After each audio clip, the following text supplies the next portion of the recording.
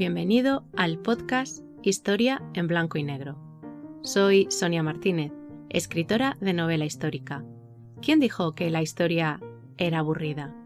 Si quieres acercarte a ella sin colores políticos, sígueme en este paseo semanal por la historia. ¿Estás preparado? ¡Despegamos!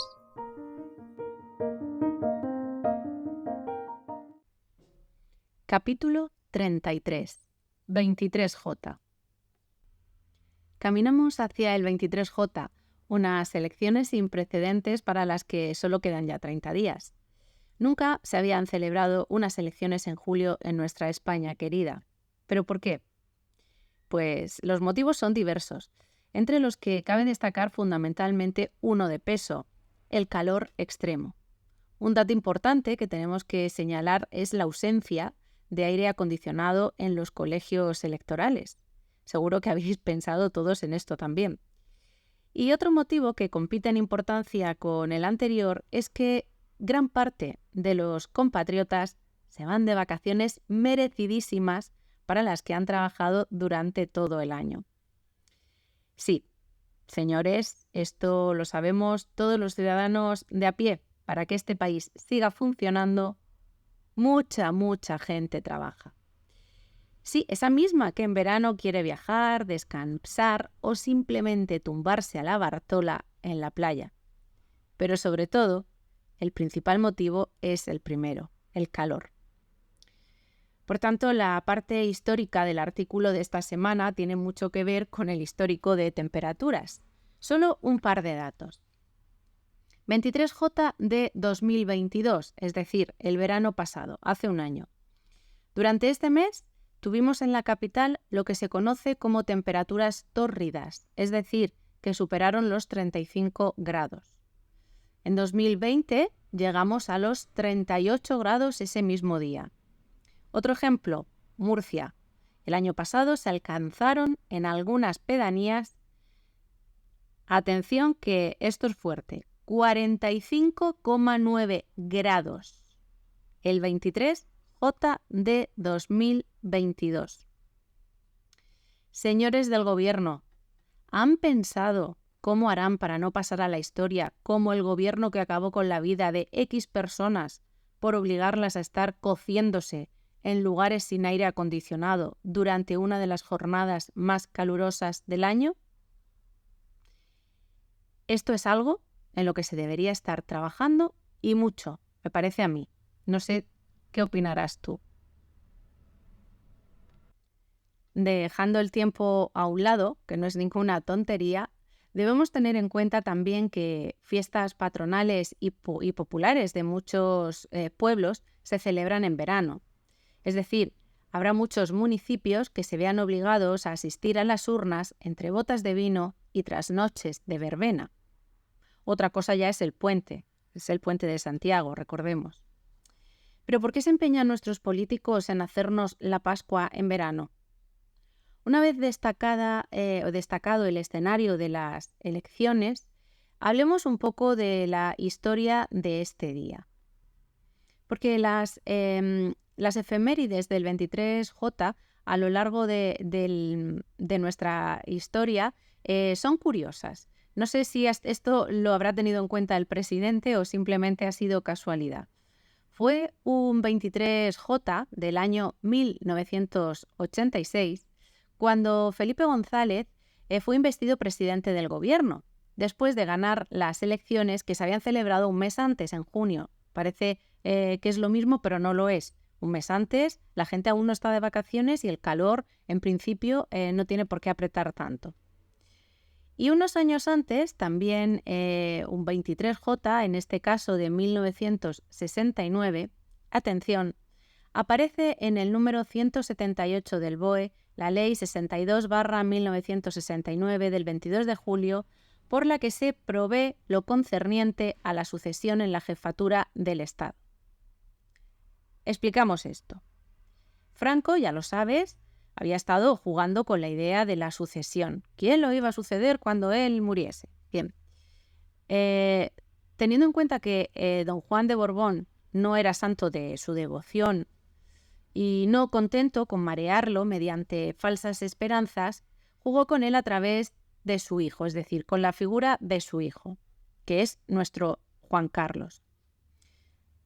Don Juan de Borbón era el legítimo heredero, recordémoslo, era el hijo de Alfonso XIII, ese rey que se había marchado al exilio por no provocar una guerra civil. Llega la segunda dictadura, la segunda república, y luego ya pues pasa todo lo que pasa y tenemos a Franco 40 años. Bien, Franco decide saltárselo, pero vamos a ir viendo esto poco a poco.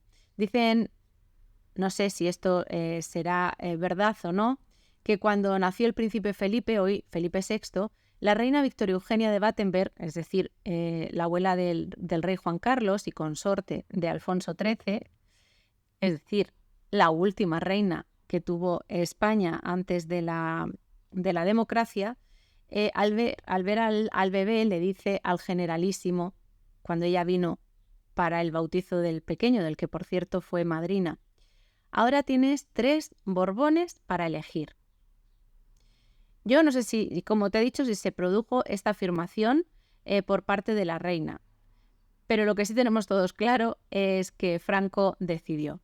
Y tomó partido por Juan Carlos, saltándose así a don Juan y sus derechos dinásticos.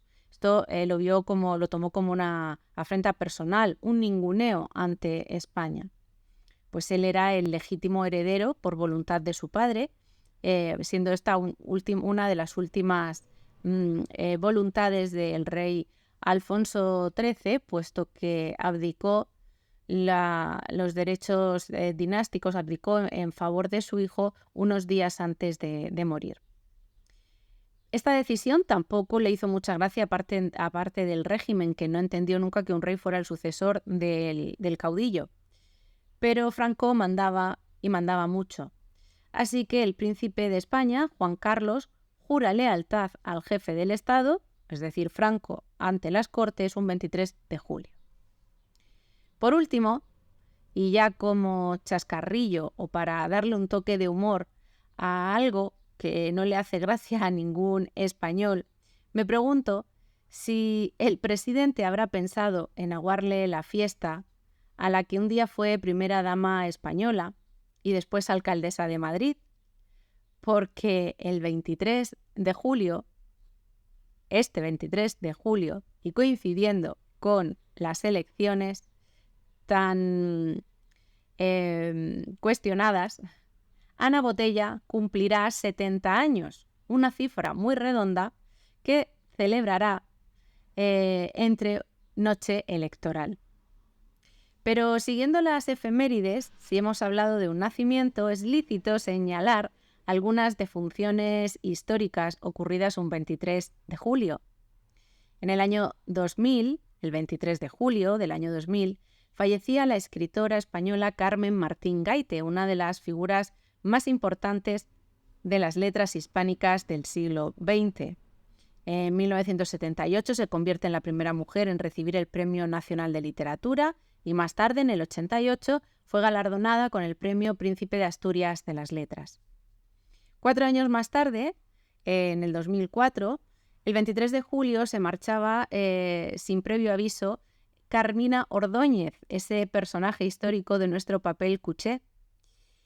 Y dentro del mundo de la música, también un 23J está marcado en negro, puesto que en 2011 se marchaba la cantante y compositora británica Amy Winehouse.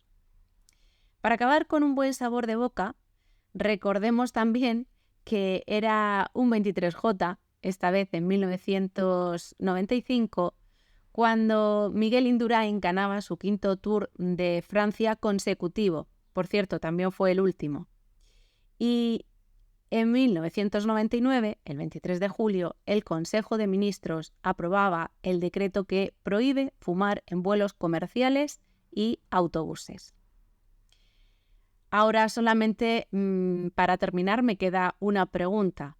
¿Pasará a la historia este 23J por algo más que por celebrarse las primeras elecciones generales en verano en nuestro país?